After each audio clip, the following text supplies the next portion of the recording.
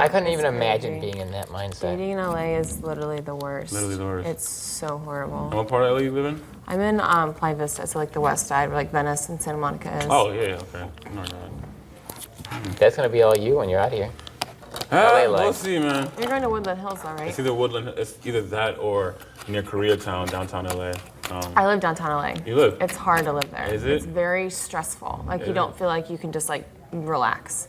Like there's always like, it's like so much commotion going on. There's the homeless population is really, it's really bad. Like it's so sad, honestly. Like you go one street in the wrong direction, it's like there's just tents everywhere and everybody is just like, it's so sad. Honestly, it would make me so upset, like driving home, just like driving through that.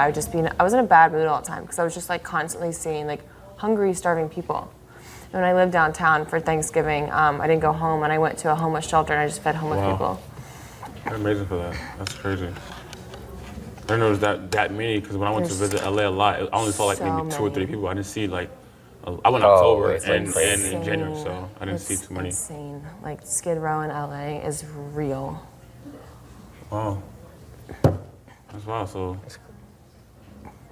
it does suck. So, like I sleep in like tents and stuff, and just like the whole street, or it's just like wherever you go, like you see people here and there. It's everywhere, but there's streets that are just literally like tent, like communities of tents. Oh wow, that is crazy. It's insane. Like it's like nothing you've ever seen before. And I came from a place where I've never seen a homeless person. Like on Hilton Head, growing up? There's no homeless people in Hilton Head. In South Carolina? Oh, in South Carolina there is. Like where you're from. But like the island that I lived on, like growing up, it was such a foreign thing to me that when I moved to California, I first was in San Diego, and that was like the first time I ever like saw like lots of like a good amount of homeless people. How'd you feel?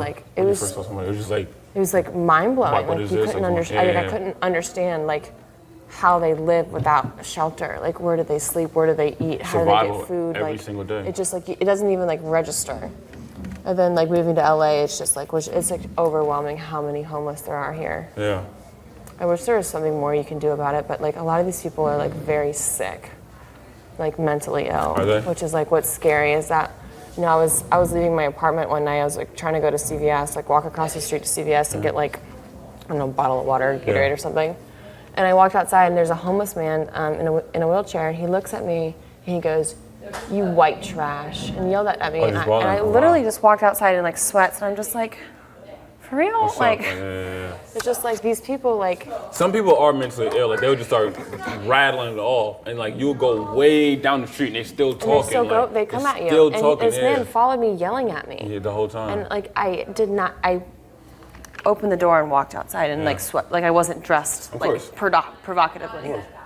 And it was just horrible. And like I've heard stories of like people that would just come up to someone and just like take like a blade or something, just like stab them out of nowhere. Homeless people? Yeah, because they're mentally ill, and so they don't like know what's like this is the real world, and they just like they're like legitimately crazy.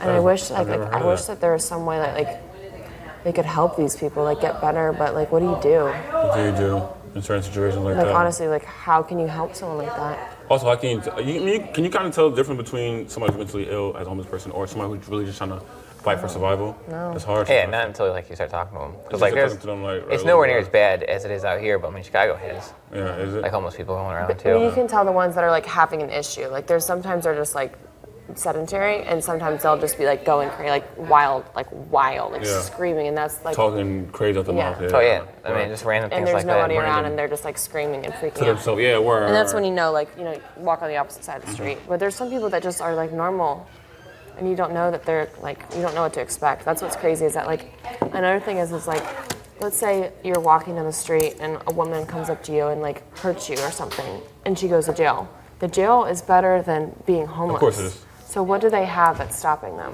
That's what really got me. Like I thought of that for a while though. Like, wouldn't jail be better than being homeless? But maybe they don't think like that. Maybe they don't believe it. Who knows? What's up, bro? Yo. Damn, I was in there.